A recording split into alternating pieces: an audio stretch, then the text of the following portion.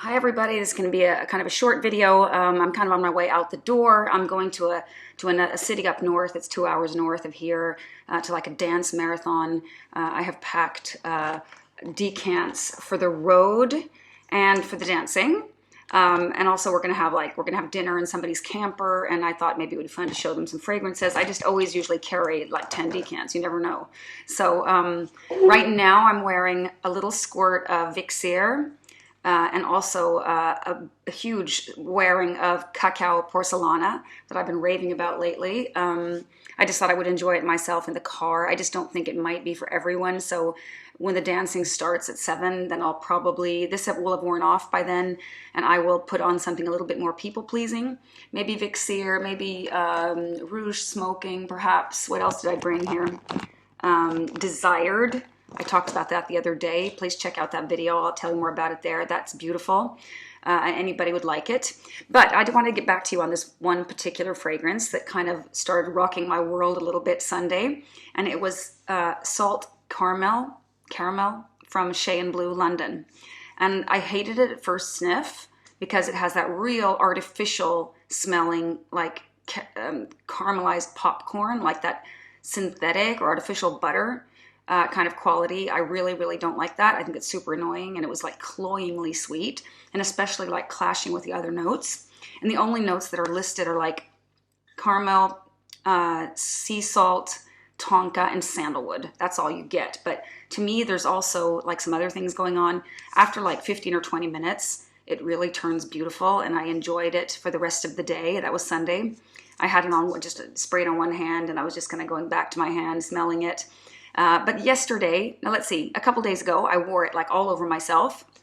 And I was again annoyed by the opening. I thought it was quite horrible, like super cloyingly sweet, in a very like artificial kind of way, or synthetic, whatever, I don't know. Something that doesn't feel like real butter. It's just like junk, like cheap bakery goods, that kind of thing, that are not made with the real stuff. That's what it smells like to me. And then I this was after I'd been to the gym, and I was just getting on a crowded bus. I was on my way to kind of a business meeting. I'm considering starting up a company with somebody. So we sat at this meeting for 4 hours, but on my way, that opening was still kind of going strong. And I realized I was like embarrassed to get on the bus because I felt like a walking amusement park, or like a movie, like you're going to the cinema and you get this big thing of popcorn that has that special weird sweetness with the salt, and it just felt like real juvenile, or like it's something that's not like appropriate for my age, or like some people would maybe even think, someone's eating something, around here. I don't. It was just embarrassing to wear it.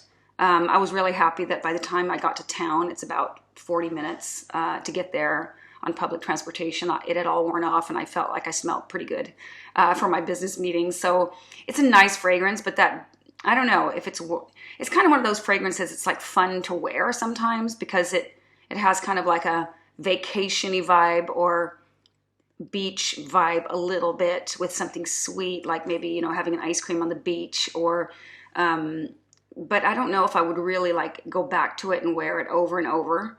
Not sure anymore. But they do come in 30 ml bottles for a quite reasonable price, 45 euros for 30. And I have a friend that has a full size, like 100 ml, so I can always get a decant from her. But this house, I'm really curious to look into a little bit more because of the price point. I think it seems like good value for money. The perfumer's name is Julie Masse, Masse. And she had like her name on like 29 fragrances, I think, from this house, if I'm not mistaken. And they had seemed like they had fragrances like in all categories. I think there were even ouds in there. So I'd really like to, if you are in the UK and they have a shop, I'd say drop by and check them out, because this one, this was an experience for sure. It's not bad, but if you like fragrances like Accident à la Vanille from Josette, which is like something that I also don't like, this might be for you. This one, at least, the dry down is really, really good. Maybe a little childish, like maybe not so mature fragrance. It's not sophisticated. It's more like a fun vacation fragrance.